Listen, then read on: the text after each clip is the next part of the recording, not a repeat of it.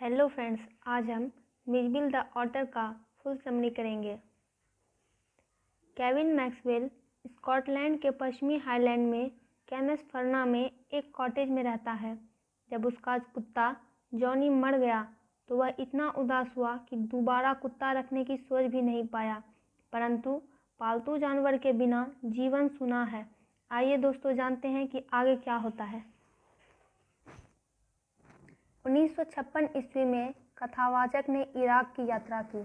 अपने पालतू कुत्ते के मर जाने के बाद उसे एक नए पालतू पशु की आवश्यकता थी, लेकिन इस बार उसने एक कुत्ते की जगह एक ऊदबिलाव को रखने का निश्चय कर लिया। एक मित्र ने उसे टिग्रिस नदी के दलदल से एक ऊदबिलाव को प्राप्त करने की सलाह दी। वे वहाँ बड़ी संख्या में मिलते हैं। वे अक्सर अरब लोगों द्वारा साधे और पाले जाते हैं। एक दिन उसने 2 अरबों को फर्श पर बैठा पाया। उनके पास एक बोरा पड़ा था। उन्होंने कथावाचक को उसके मित्र के द्वारा एक पर्ची उसे दी। उसमें लिखा था, यह रहा तुम्हारा ऊदबिलाव। बोरे से एक अद्भुत जीव बाहर निकला।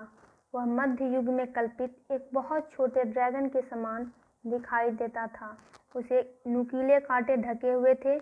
उन कांटों के बीच एक नरम मखमली फर दिखाई देती थी। 1 महीने के बाद ही वह मिट्टी को पूर्ण रूप से हटा पाया।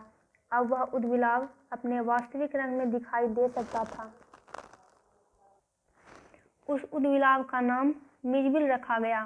प्राणी शास्त्रियों ने उसका ल्यूट्रोगेल परस्पिसिलेटा मैक्सवेली या मैक्सवेल का ऊदबिलाव नामकरण कर दिया। पहले 24 घंटे मिज़बिल काफ़ी उदासीन रहा। उसने कथावाचक के बिस्तर से जितना दूर जा सकता था जाकर फर्श पर सोना पसंद किया। दूसरी रात ऊदबिलाव अपने घुटने के मोड़ के बीच सोया रहा। अब उसने अपने आसपास के वातावरण में रुचि लेना शुरू कर दिया था।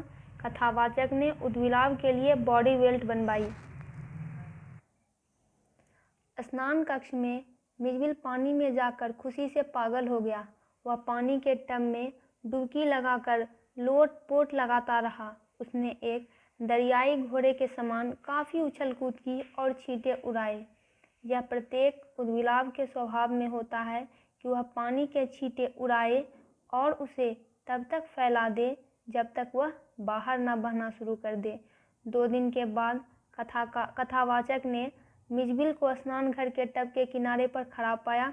वह खोलने के लिए नल को टटोल रहा था। वह नल को पूरी तरह खोलने में सफल रहा। जैसे ही उसका नाम पुकारा जाता, मिज़ अपने मालिक के पीछे चल देता। वह अधिकतर समय खेलने में बिताता था। वह रबड़ की एक गेंद को फेंकने में घंटों व्यतीत कर देता था। वह उसके साथ एक फुटबॉल खिलाड़ी की तरह खेलता था, लेकिन उसका असली खेल तब शुरू होता था जब वह अपनी कमर के बल लेटकर अपने पंजों के बीच छोटी-छोटी चीज़ों को मदारी की तरह उछालता था। अपने समय को गुजारने के लिए कंचे उसके मनपसंद खिलौने थे। बसरा से मिज़ को इंग्लैंड ले जाना था। कथावाचक ने पेरिस के लिए एक दूसरी हवाई लाइन बुक करवाई। ब्रिटिश एयरलाइन जानवरों को उड़ान में नहीं ले जाती थी। मिज़ को एक 18 इंच वर्ग से अधिक छोटे बक्से में डाल दिया गया। सौभाग्यवश उसके लिए बुक की गई सीट सबसे आगे थी। वायुयान परिचारिका ने काफ़ी मित्रतापूर्ण व्यवहार किया।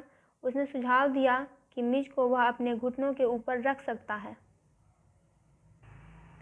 एक झपकी मारते ही मिज़ बक्से से बाहर आ गया। वह तेजी से भागकर वायुयान के नीचे की ओर चला गया। चारों ओर चीखें और चिल्लाहटें आ रही थी। एक औरत खड़ी होकर चिल्लाने लगी, एक चूहा, एक चूहा। कथावाचक ने मिज़ को एक मोटे पगड़ीधारी भारतीय की टांगों के नीचे पाया। उसने मिज़ के लिए छलांग लगाई। उसने अपने चेहरे को कड़ी से पुता पाया। विमान परिचारिका ने उसे अपनी सीट पर वापस जाने को कहा। वह ढूंढकर मिज़ को उसके पास ले आएगी। अचानक मिज़बिल ने उसके घुटनों के ऊपर छलांग लगाई और उसके चेहरे और गर्दन को अपनी नाक से गुदगुदाने लगा। मिज़ और कथावाचक लंदन में लगभग 1 महीने रहे। वह खिलौनों, पिंग पोंग गेंदों, कंचों, रबर के फल इत्यादि से घंटों खेला करता था। घर के बाहर कथावाचक पट्टी के साथ उसका अभ्यास इस प्रकार करवाता था जैसे कि वह एक कुत्ता हो। जब मिज लंदन की गलियों में सैर के लिए जाता था, तब उसने कुछ बाध्यकारी आदतों का विकास कर लिया। वह स्कूल के ऐसे बच्चों की तरह व्यवहार करता जो घर आते समय हर 7वीं ऊपर उठी हुई लोहे की रेलिंग को या हर दूसरे लैंप पोस्ट को छूते चलते हैं। घर आते समय मिज स्कूल की दीवार पर चढ़कर शिक्षकों और विद्यार्थियों दोनों का ध्यान अपनी ओर आकृष्ट करवाता था। आम लंदनवासी के लिए एक उद्विलाप को पहचानना आसान कार्य नहीं था, लेकिन जो ऊट-पटांग अनुमान लोगों ने मिजविल के बारे में लगाए, उसने कथावाचक को हैरान कर दिया। कई लोगों ने उसे एक सील का बच्चा, एक गिलहरी, एक बीवर, जबकि दूसरों ने उसे एक रीछ का बच्चा और एक तेंदुआ कहा। जिस प्रश्न के लिए कथावाचक ने सबसे अधिक अंक प्रदान किए, वह प्रश्न एक मजदूर ने पूछा था। जब उसने उद्विलाप को देखा तो उसने पूछा, उस चीज़ को क्या समझा जाए। फ्रेंड्स, इससे रिलेटेड वीडियोस के लिए चैनल को सब्सक्राइब करें।